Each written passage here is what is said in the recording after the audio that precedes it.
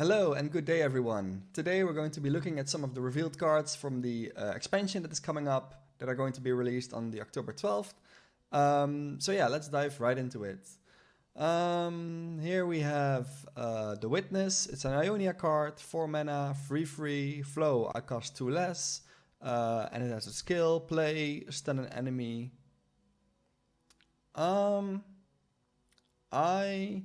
So Noxus has like a 3 mana free 2 with the same effect.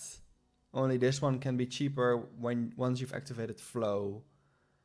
I'm not sure if this is a strong card. Like in Noxus, you can play Flock, which makes stunning a lot better than in Ionia. In Ionia, you do have Yasuo, but you want to combine Yasuo with Noxus anyway, and then I'd rather play Arachnid Sentry over this, especially because it's not all that easy to activate flow in Yasuo decks. The only thing I could see this being good in is like a flow deck, because skills now also count towards flow, so this becomes better when it has flow, but it also is a skill, so it can keep your flow going for the next turn. But I'm not sure. I think I see some of the other cards here also have flow, so maybe they're trying to make like a flow deck that you want to keep having flow every turn. I'm not sure how strong that would be.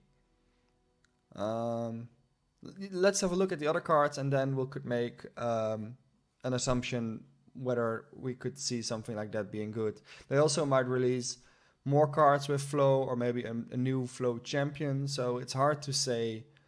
Although these all do look like they have the Master Yi eyes, so I'm not sure if there's going to be... Although this is something with Lee Sin. I don't know. Let's have a look at the other flow cards, and then we'll discuss them combined. So this is the skill from this card. Then we have Dragon Color. It's a Ionia 6 mana, 3/5 with Attune, round start, flow, summon the Imperium. For those who don't know, that's a 7 mana 6/5 elusive dragon, if I'm not mistaken, and granted ephemeral. That's actually pretty decent. Like, if you have attack token on 7, you play this on 6 with 2 spells. It's pretty decent. It's pretty late though. Like, if this was like 5 mana without the attune, it would have been a lot better. It's hard to rate this card. Like, this can only ever be good if we have a slow meta, and even then, I'm not sure if this actually is good enough to see play. Like a 6 mana of like a free 6/5 elusive that can attack is nice, but it's not game winning on its own. You'll need it multiple times to kill your opponent, and that is if they don't have ephemeral themselves, they can block it. And this will need to stay on the board for all that time and stay alive. I'm not sure if this is good enough to be played. Yeah, let's look at the other flow card. This is a 5 mana 4/3 flow. I cost 2 less. When I'm summoned, draw a spell. Okay, that's decent. So like when it's reduced by flow, it's a 3 mana 4/3 draw spell. That's definitely good. Also because you want to be drawing your spells in a flow deck. So this minion could definitely see some play. If you're playing a deck that can activate flow consistently, then this creature could see play. I think this could be quite good actually in certain Ionia decks. Yeah, this card is decent, certainly. This might definitely see play. Unworthy Soul, 5 mana fast spell. Flow, I cost 2 less.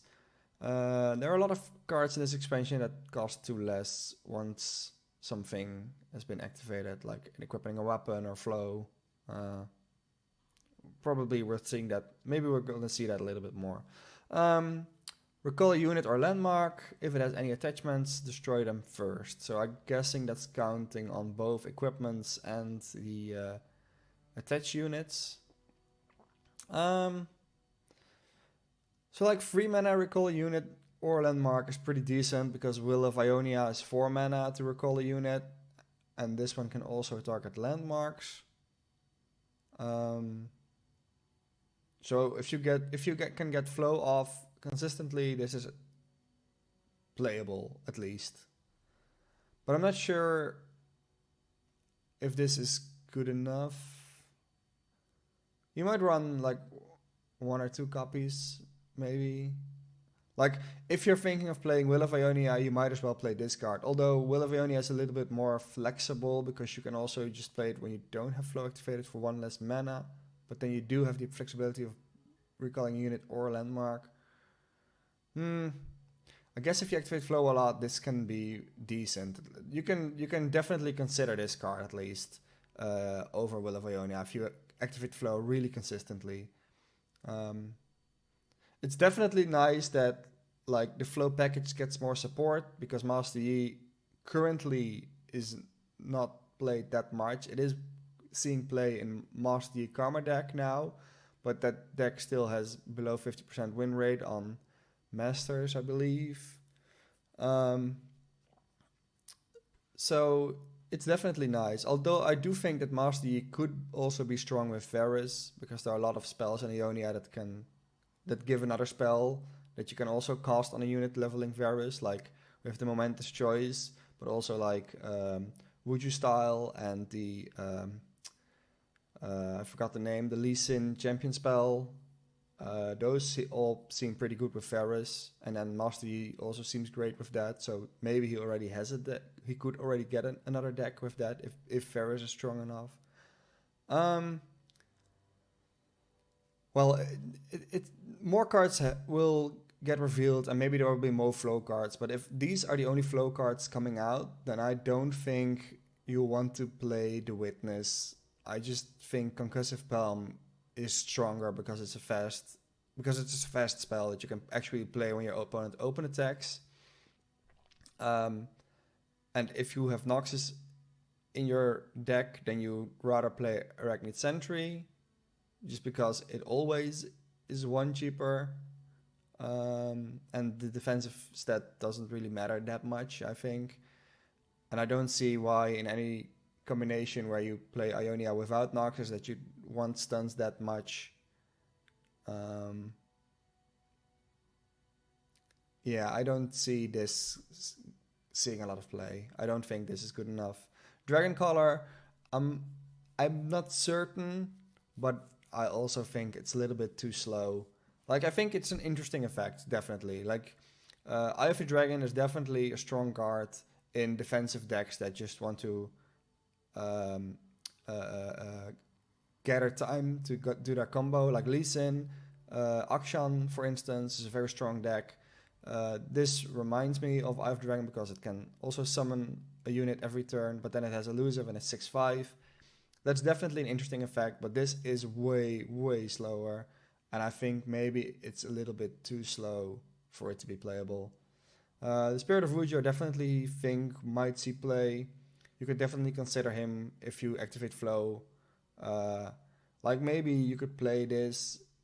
I'm not sure if you want to play this in Akshan Lee Sin, but I could definitely see decks where you activate flow frequently that you'd want to play this. This is definitely a decent minion in such a deck. And Warfisol you might consider. If you're already thinking of playing Will of Ionia and you activate flow a lot, you might consider putting in Warfisol instead of Will of Ionia. I don't think it's a very good card, but it's a card you could consider playing. So yeah, those at least an interesting package that flow gets, and I hope to see. I want to see whether they make it in decks. It seems interesting at least. Then here we have the Darken Harp. It's PNZ. It gives +2 attack, 0 defense. It gives quick attack, and you may spend 8 mana to play me as Stiratu. And then Steratu is an 8 mana 8/6 quick attack. Attack, draw 2, and then reduce those cards cast by 2. This also has casting 2 less in some way. Interesting. This Steratu minion definitely seems strong. Like, if you can get an attack off, it's already worth playing. Because, like, 8 mana 8/6 quick attack, that's decent. Like, it's not... If you can't get an attack off, it's not that great. You just spend 8 mana. But maybe you spend 8 mana to get a hard removal that you would have avoided otherwise. But if you can get if you can get even only one attack in, it's already decent. It's already worth it. So this is definitely interesting. It's an interesting late game option if the game runs late and you're playing this card. Now for the weapon itself, 2 mana 2/0 quick attack. Reminds me of the improvised weapon that has quick attack because it's exactly the same. I think that's a decent card at least. Like, giving quick attack to minions that don't have it, and also giving them more attack makes it so you're easier. You can make attacks easier. I'm not sure, like the PNZ region, are they really going to benefit a lot from this? I'm unsure. Like, would you play this like in a discard aggro deck and then you can keep playing this, but your hand will be empty, like for Jax or something. And then later on, if you run out of stuff, you can play him as a minion and actually draw cards and refill your hand. I'm not sure. Like, normally in discard decks, you play Cyan and you end the game on 7 or 8. So what do you want to play this in? I'm unsure. I don't really see it right now, but I definitely think this is a good card. This could definitely see play. I just can't think of a deck that it really fits right now, but I can imagine this finding a deck that it's good in, and then it could be a very strong card. Yeah, going on. Sound Bouncer, 4 mana, 4/4 PNZ. Round start, flow. Oh, so no, this is the first non-Ionia card with flow, I think. Flow, refill 2 spell mana. That actually doesn't seem great. I don't see why you would want to play this, or where you would want to play this in. So like, if this was we have a 2 mana 2/1 that says if you play him, refill 2 spell mana. That hardly sees play. With a 4 mana 4/4 that does the same effect, but only if you have flown last round, do that. I mean, you can activate this multiple times, I'm aware of that, but even then, like, most of the times you refill you get some spell mana anyway. This refills 2 spell mana at round start. So you can only keep 1 mana for spell mana in your last turn, and otherwise the spell mana, you won't get like the full 2. I don't think this is good enough to see play, and I also wouldn't know what kind of deck you would want to play this in. It's definitely interesting to see flow in another region than Ionia though, so that's nice, but I don't think this will see play. Or maybe I'm missing something, but I'm not seeing it right now. Then we have the Darkened Harpoon. It's a 2 mana +1/+0 with Fearsome. Attack, draw 1 at the next round start and give it fleeting. That's interesting. You may spend 9 mana to play me as Ibaros. And Ibaros is a 9 mana 9/9. I have +1/+1 for each card is a 0/0. I have +1/+1 for each card you've drawn this game. I can only be blocked by enemies with 4 or more power. It's interesting wording. So it's like a bit stronger Fearsome. Definitely interesting. So let's start with the weapon here. For 2 mana +1/+0 Fearsome doesn't seem great. If I compare this one to the improvised weapon, it's the same, and that's a decent weapon to pick and then to play later on.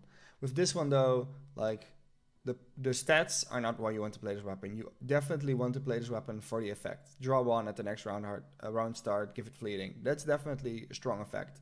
Especially a little bit later in the game when you can actually play every card that you might draw. And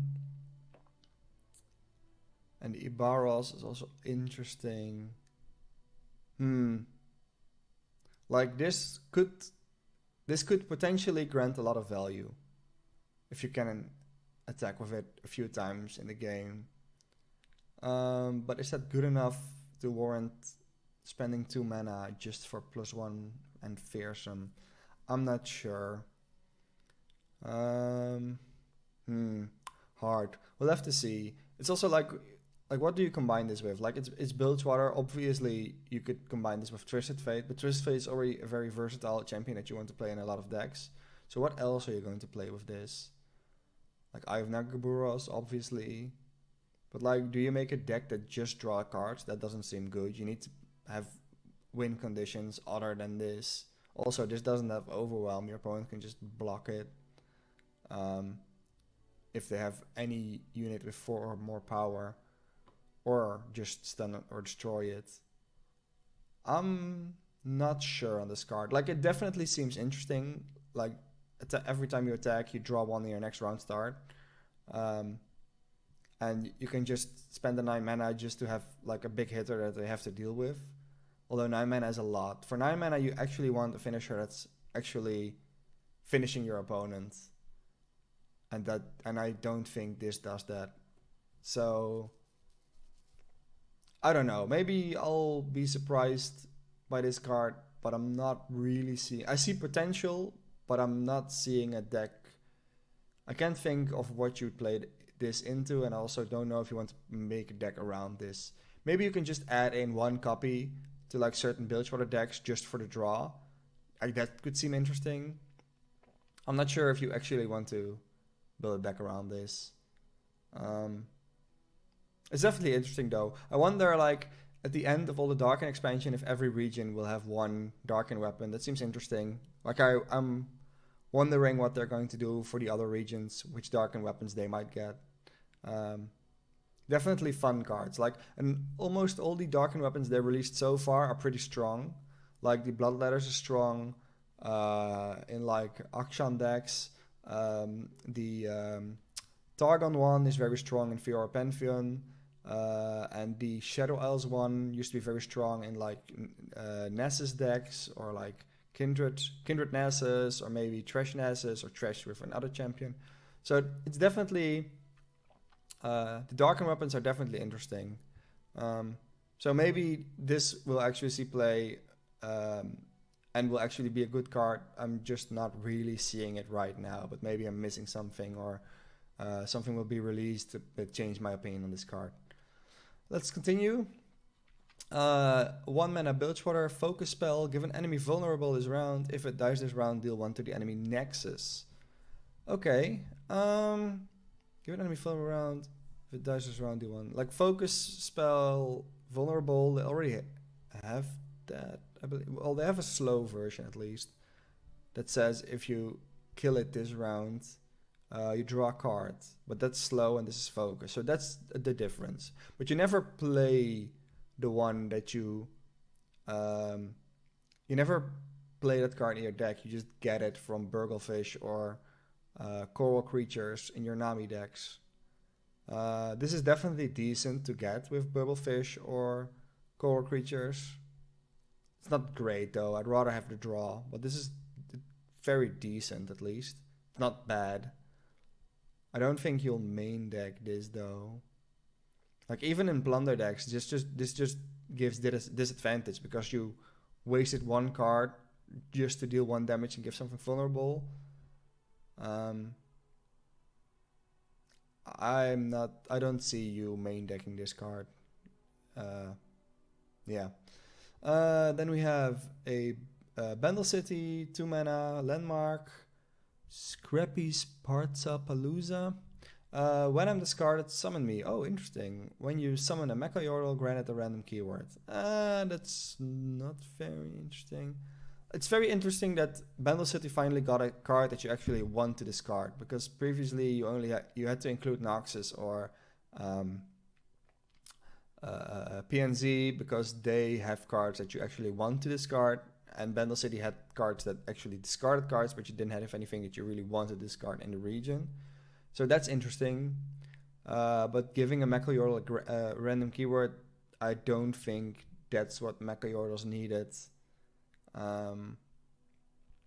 to be strong enough to be played. And also, like, this, discarding this doesn't give any tempo. It just gives you like a little more value later on when you play Mecha Yordles. But there's not, like, the only Mecha Yordle you can main deck is Rumble, and otherwise you have to get them from discarding cards. I get that you can discard this, get a Mecha Yordle, and then play it, but I don't think, like, that's definitely decent, but I don't think that's like very strong. I think other decks do stronger things than this. So yeah, maybe if they print more Mecha Yordle support, there could be something here, but if this is the only Mecha Yordle card that's getting released, I don't see Mecha Yordles being strong enough. Although this is an interesting card, I'll definitely give it that. 2 mana Freljord, Fracture, slow, deal 1 to everything or destroy unit's equipment. That's nice. Like, even though it's slow, you could play this in like Brown Vladimir kind of decks. You have the flexibility of either destroying a weapon when you really need to, and just dealing 1 to everything for only 2 mana is pretty decent because you don't really have access to that. While sometimes you might want that. I do think like that's the only thing where you might play this.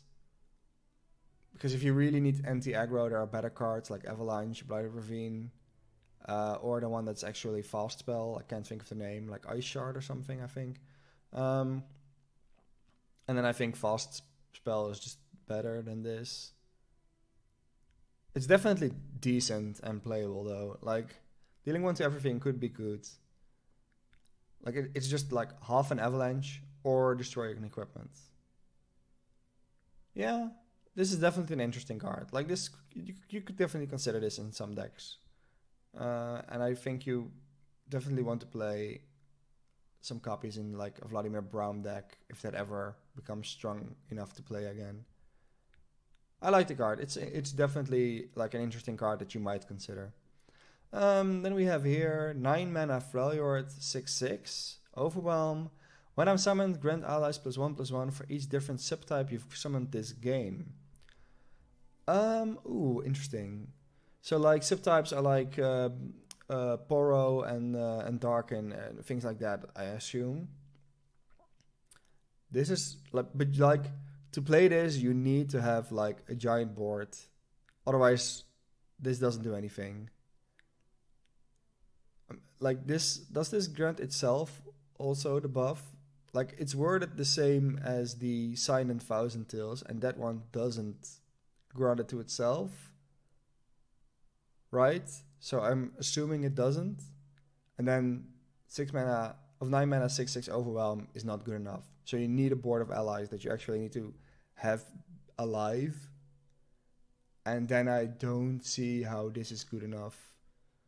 Even if you give them like +6/+6. Like, that's definitely decent, don't get me wrong, but I'm not really seeing the full potential here. It will definitely be fun though to try and build a deck with this. Like, especially in Freljord, they have access to a lot of different subtypes, like with Poro and the Talbuks or whatever they're called, Elnuks, I'm not sure. It will definitely be interesting to see if you could make an interesting deck around this, like Yetis you also have. So unfortunately, this doesn't have a subtype itself though, but I guess that also makes sense. Like, otherwise it would count itself, maybe. Interesting. Yeah, definitely an interesting card that allows you for creative deck building, although I'm not entirely sure if the trade-off is strong enough. But I guess we'll have to see. Definitely a fun and interesting card. I like it. And then the last one, because we have seen Varus, is a 2-mana Targon, 2/2.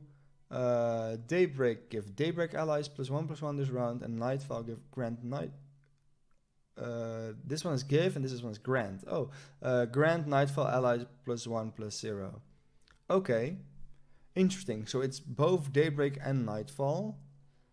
Like if you have Rafoon, you can activate both, but I don't think you'll ever want to do that. So you're either playing him because you have a full Daybreak deck or a full Nightfall deck. All right, interesting.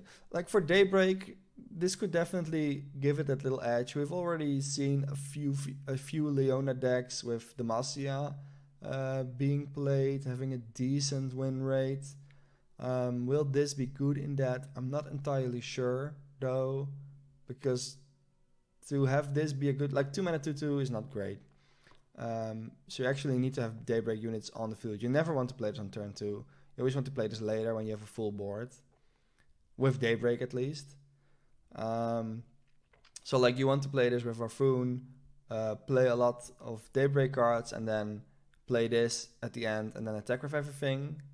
Like have a little bit of a finishing thing going on here. That seems decent, but I don't think like the Leona decks that are doing all right now really need this. Although they might, I'm not sure. I haven't played the deck a lot. I don't really know if you want to play this in that deck. And then for Nightfall, we don't really see Nightfall decks right now. You could want to play this though, especially like with the owls, like the Stygian Onlookers, also Diana. This seems decent. I don't think like this card can single-handedly make Nightfall good enough to play it. So they'll need more than this. Like even the Nocturne buff, like that just makes it so you can play it with Elise instead of with Nightfall. It didn't really buff Nightfall that much because most of the units in Nightfall, when they have Overwhelm, they already also have Nightfall, so it doesn't really matter. I don't think this card is strong enough to single-handedly make Nightfall good enough to play. Although it's definitely interesting. I like the card. It's very interesting. Like being both Daybreak and Nightfall, fitting in both decks. Both interesting effects that they might want to have. I'm curious whether this card will actually be good enough to see play. I'll definitely keep my eyes on this. It's definitely an interesting card. I'm not sure if it's strong enough, but it looks potentially strong. So yeah, that were all the cards. I hope you enjoyed. We're going to have more cards being revealed in the next few days. But tomorrow I will be playing seasonals, so I won't be watching them tomorrow. Well, it will depend on how well I'll do tomorrow. But I think I will watch them either Sunday or Monday. And then I'll give another video about that when it comes. I hope you liked watching this, and I wish you a very good evening. Have a good day.